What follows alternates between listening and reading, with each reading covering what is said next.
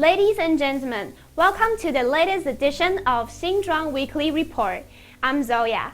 Today's topic is Power of Local Action, Sustainable Cities and Communities. Here is our table of contents.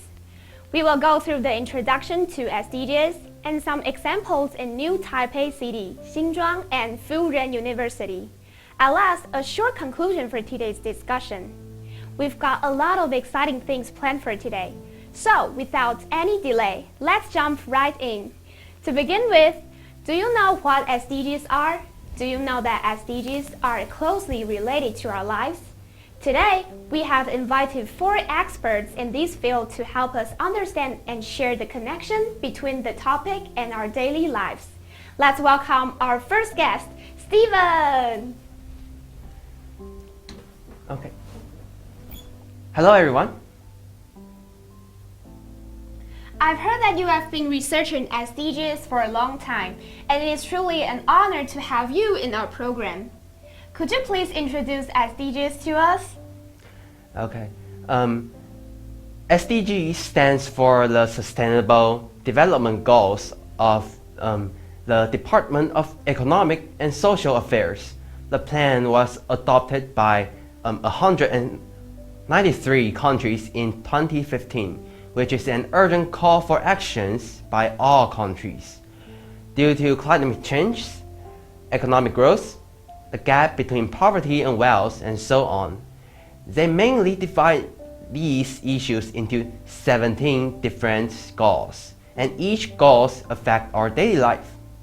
The expected agenda is due in 2030, and now the authorities would provide substantive support and capacity building for the SDGs and their related thematic issues. In addition, the Global Sustainable Development Report should be produced once every 4 years to inform the authority. Ah, I see.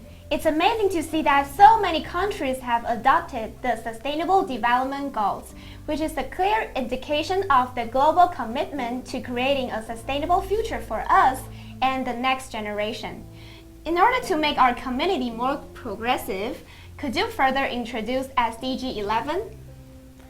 Okay, as we would talk about today, SDG 11 is about sustainable cities and communities, which aims to make cities and human settlements inclusive, safe, resilient, and sustainable. First of all, no one should be left behind.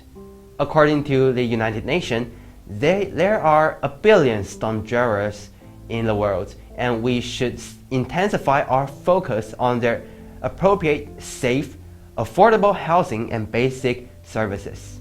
Furthermore, there are less than 1/3 of city dwellers have convenient access to public transportation.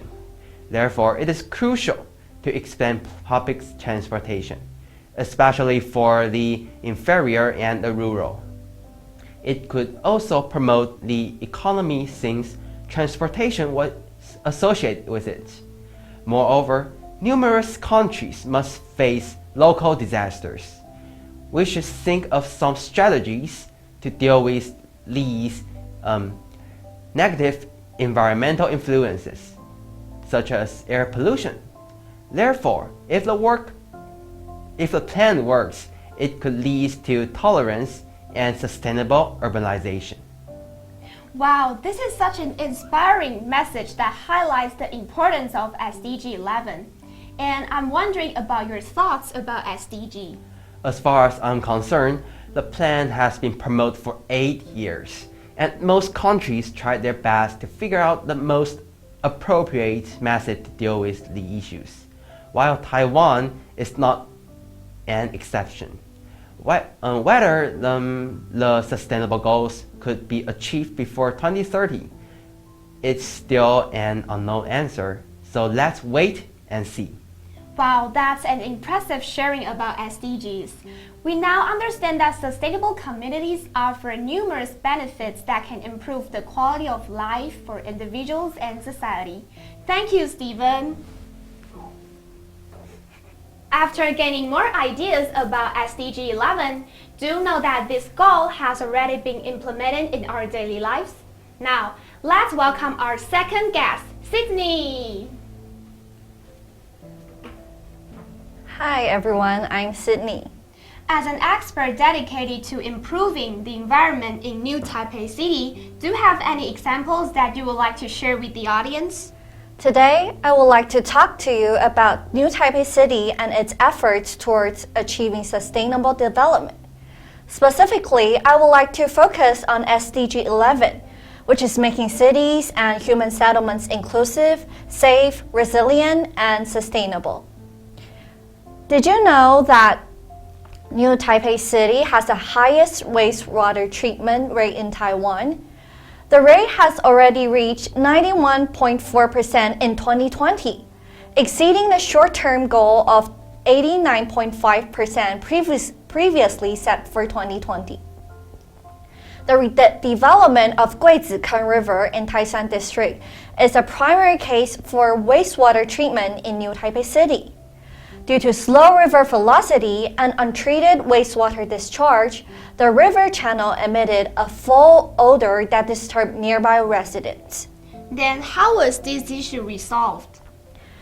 To address this problem, the city implemented a redevelopment project consisting of 3 phases.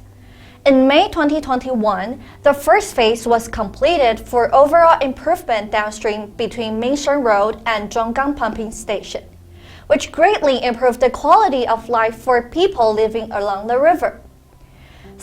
There are 6 key perspectives which are underlined in water management in New Taipei, which are leisure, clean water, water holding capacity, disaster prevention, ecology, and culture. By focusing on these 6 perspectives, the city aims to increase urban resilience and the river water quality. The city has also undertaken several river restoration projects to improve water quality and promote biodiversity. These projects also aim to create green spaces for people to enjoy and improve the overall livability of the city.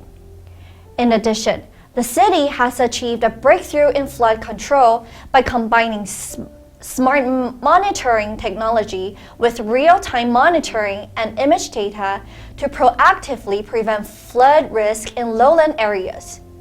This has helped to improve the city's resilience to natural disasters. Wow, it's great to hear that New Taipei City has implemented such a comprehensive approach to water management and river restoration. It seems that the residents no longer need to worry about flooding problems. Thank you, Sydney. As residents of Xinzhuang, why not learn about some examples closer to us? So, here comes our third guest, Zoe. She's a member of the Love Xinzhuang Association. Let's welcome her together. Good afternoon, everyone. I'm Zoe. Well, Xinzhuang has been stereotyped as a place that lacks greenery and is not fit for living. This stereotype is largely due to the district's reputation as an industrial area, with many factories and businesses operating within its borders. However, this perception is outdated and fails to acknowledge the recent efforts made by local government and groups, right? That's correct. One real example of a completed sustainable development project in Xinzhuang District is the Xinzhuang Greenway. A project was completed in 2016 and aimed to transform a disused railway corridor into a green space that promotes sustainable transportation and provides recreational opportunities for residents. It is a 7.5-kilometer pedestrian and bicycle path connecting parks, cultural centers, and residential areas, creating a pleasant environment for walking and cycling, contributing to SDG 11 and improving the overall livability of the area. And another example is Wenzaizhen urban plan. Wenzaizhen is located at the border of Xinzhuang and Taishan. After 20 years of planning and multilateral communication and negotiation with 6,000 households and factories, The Urban and Rural Development Bureau completed an overall review of the Wuzhaizhen urban plan that covers more than 467 hectares of land. In 2020, the Wuzhaizhen flagship project was officially launched and transferred to the Land Administration Department to implement urban land consolidation covering 397 hectares of land, and a feasibility evaluation of Wugu Taishan Light Rail was also completed. The project also includes the planning of a blue-green corridor where Guizhiken River and 12 nearby parks being developed into blue belt interwoven with a 30-meter wild green access road. And a total of 27 high-voltage towers were transformed into underground lines or removed, which will turn Wuzhaizhen into a highly modernized area with leisure and recreation activities, medical care, and high-quality residential environment. Wow, it's encouraging to hear that the Greenway and Wuzhaizhen urban plan have become popular destinations for residents and visitors alike. As you can see, Xinzhuang is now a vibrant and thriving community that offers a high quality of life to its residents. Thank you, Zoe. Wow, time really flies. And we have come to our final guest, Max. He is an environmental ambassador from Fujian University. Hello, I'm Max. Since I graduated from FJU 10 years ago, it seems that significant changes have taken place on campus. Could you introduce some sustainable actions and improvements to us? So, as a socially responsible institution, Fujian University has also applied SDGs to create a better environment to comply with sustainability standards. Moreover, Fujian has integrated the SDGs into its vision, mission, and strategic plans. The university has implemented various programs and practices to contribute to the SDGs, such as opening campus facilities, holding art and cultural activities, preserving cultural heritage, and implementing green commuting. Through its efforts, Fujian University aims to create a better future for the society and the environment in line with the UN's vision for sustainable development. Oh, I see. Could you provide us with more details about the actions? Of course. To begin with, I'm going to introduce the facilities that match our topic as we previously mentioned. Fujian has opened different buildings for the public to visit, use, or rent in order to share the high-quality environment with the nearby community. For instance, the 3 libraries on the campus are Fahi Library, Kongpo Library, and Cardinal Shan Library. Likewise, cultural exhibition spaces such as the University History Museum, Cultural Relics Museum, and buildings of local cultural importance are accessible not only to enhance residents' learning, entertainment, and cultural life, but can also promote the integration and interaction between the campus and the community. Furthermore, Fujian has dedicated itself to protecting and passing down cultural heritage since it is an important way to preserve cultural diversity and cultural identity. Under the effort of our university's Department of Textiles and Clothing, the cultural heritage of Cheongshan, which also known as the traditional Chinese dress, and Taiwanese Aboriginal weaving have been preserved. This allows more people to understand and appreciate these cultural treasures. Lastly, Fujian increases the proportion of green commuting around the university and its affiliated hospital by offering bicycle park lots for students to get to the next classroom easier. Shuttle bus that travels between the hospital and the campus for the elderly, and encourage the use of MRTs, non-polluting means of transportation such as U-bikes. In addition, Fujian provides affordable dormitories and pedestrian-exclusive pathways to ensure a living and commuting environment for faculty and students. The construction of buildings also utilizes brownfield sites to maximize the retention of green space and meet sustainability criteria. Wow, it's inspiring to see that Furran University is taking a proactive approach to sustainability and incorporating the SDGs into its vision and mission. It's good news that institutions like Furran University are leading the way and making a positive impact on both society and the environment. Now, I'm curious about your thoughts on these measures. So to sum up, I think that Furran has a certain and extraordinary illustration for applying SDGs into the maintenance of the environment. Residents can improve their cultural literacy, be acquainted with the original civilization, and reduce carbon emission by taking public transportation through the strategy carried out by FJU.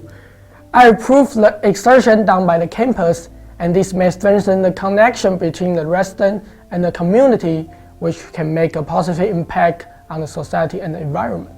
Ah, I see. Sounds interesting. Thank you, Max. Thanks for your sharing today. After listening to such enriching sharing, it turns out that implementing the SDGs is not a difficult task. As an individual, we can reduce energy consumption and use public transportation to follow government policies. By combining the efforts of the government, local groups, and individuals, we can make our society more progressive. Moreover, we should believe in the power of action, which can help us protect our Earth. Don't forget to like, subscribe, and share. See you next week!